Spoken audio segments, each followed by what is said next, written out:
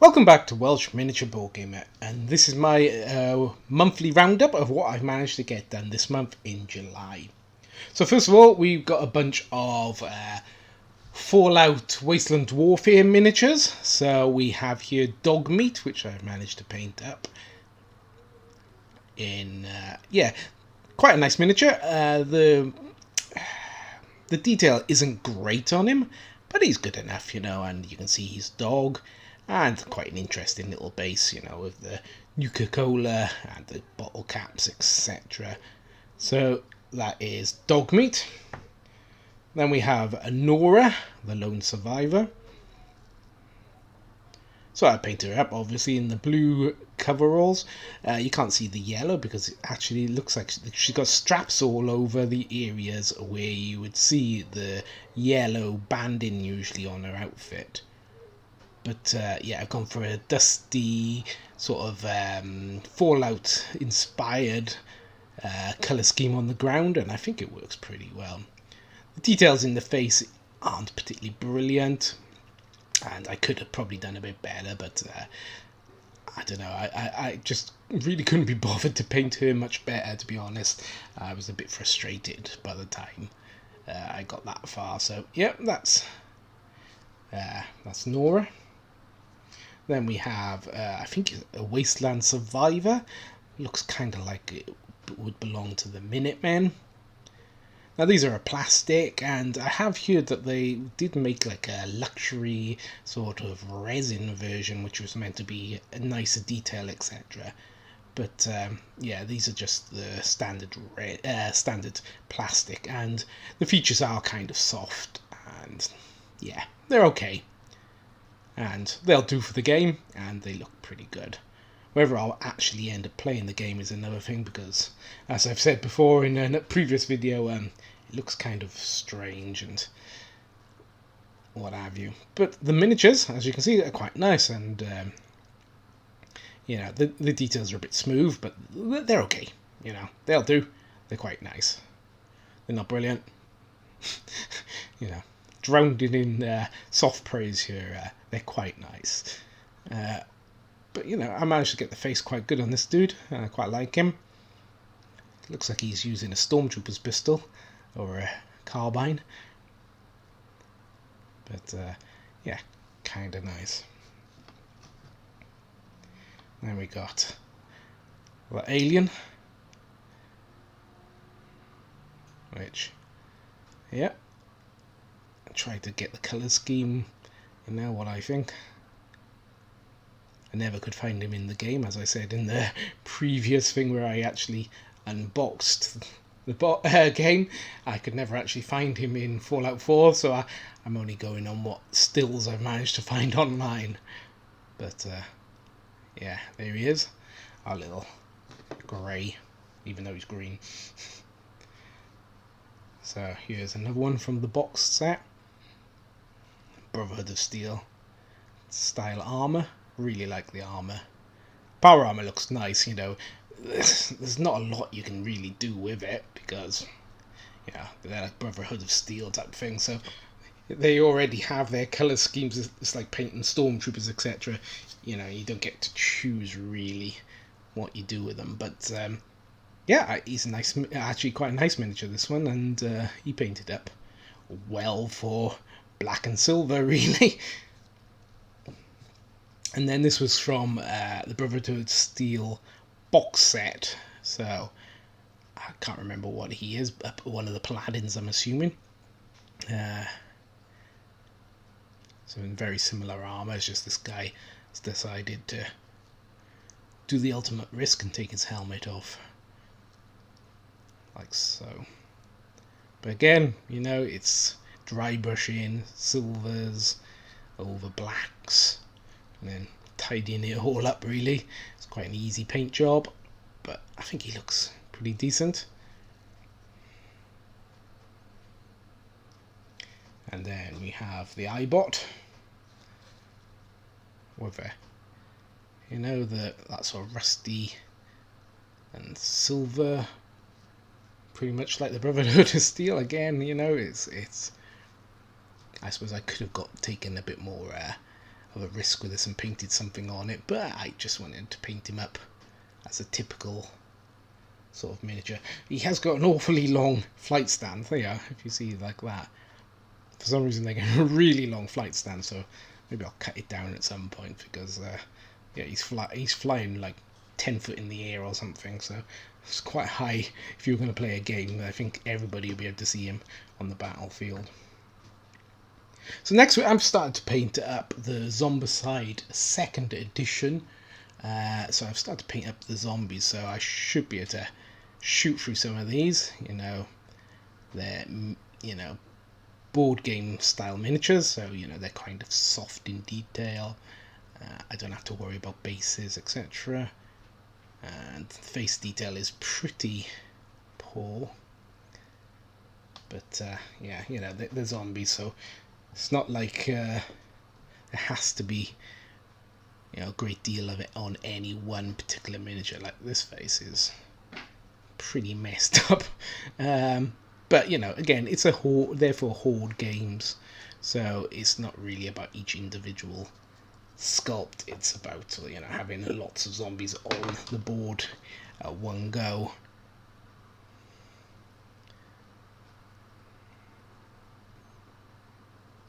So I painted them up in, you know, bright, you know, normal sort of modern day colours, obviously, because this is a modern day Zombicide game.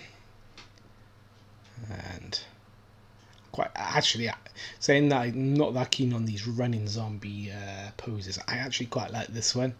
He's quite a nice detail on him, etc. Yeah, I got no problem with him whatsoever. And then one of the female ones, running with a strange like legging things on and shorts and a big puffer jacket, which is a bit strange to be going out running in, but there you go. I suppose wanted to keep warm while running. And the final one of my Zombicide, he's not so bad. You know, he's okay.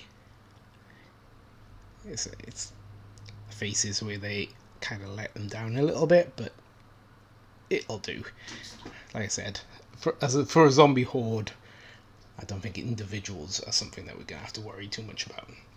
So after moaning about soft detail, we're going to go over to Games Workshop stuff. So obviously way too much detail, and you know, it's going to be quite fun to paint.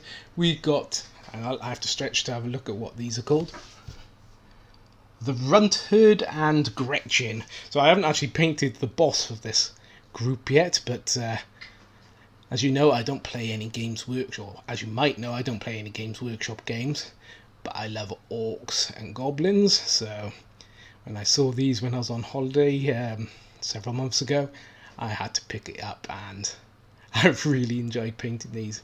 There's lots of, you know, lovely little details on them, and they're fun to paint. I like painting orcs and goblins. They're so much fun and very forgiving.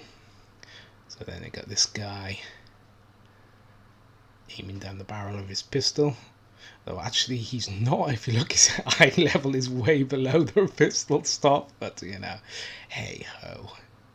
So to give them some sort of uniformity, they've all got a red mark on them somewhere, so he's got red stripes on his little loincloth. Likewise this guy has, as you can see.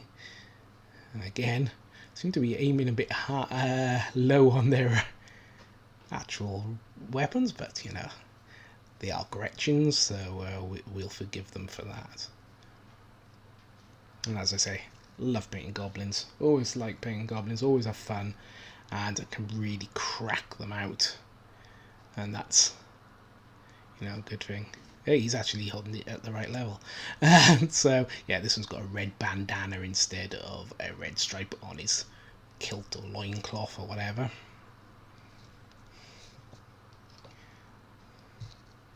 And I got this guy using a stick grenade by the looks as a club. I've done like a dappled effect on the club to make it look like it's been battered. So there's this red stripe on his leg to make him blend in a little bit without making them look too much like an actual army. If you can hear noises in the background, you'll have to excuse me. We got a new kitten and it's going absolutely mad. So then this dude with his eye patch is like blunderbuss. Looks like he might be a petrol station attendant or something with that hat on. So yeah. So I can use these maybe as marauders in Dead Zone, because that is a game I play and they do have marauders, which are basically orcs. So he's got red again, as you can see. Whoops, on his chest plate. Some little dried tufts, just to give it a bit of greenery. Greenery on a goblin, that's quite funny. Greenery on the base, rather. So, yeah, the bandito with his face covering, his 6 shooters. He's got like a little bandolier on his back. Really nice little miniatures. Lots of detail, lots of character. As much as I hate to admit it, Games Workshop makes some lovely miniatures. You know, I'm not an anti-Games Workshopper. I'm definitely not. You know, good luck to them. But I don't like any of their games, but their miniatures are amazing. But I heard someone else say not so long ago, they are a miniatures company, not really a games company. And I think I'd have to agree with that. They make games around their miniatures and not miniatures around their games. So, and my last one here.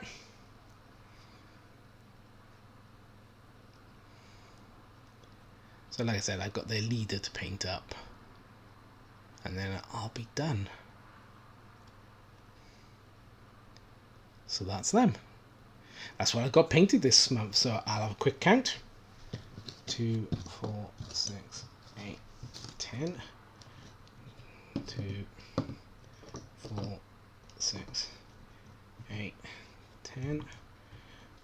2, 4, 24 miniatures. So yeah, that's really good. That's beating what I need to do in a month to be happy. And yeah, I'm really pleased with.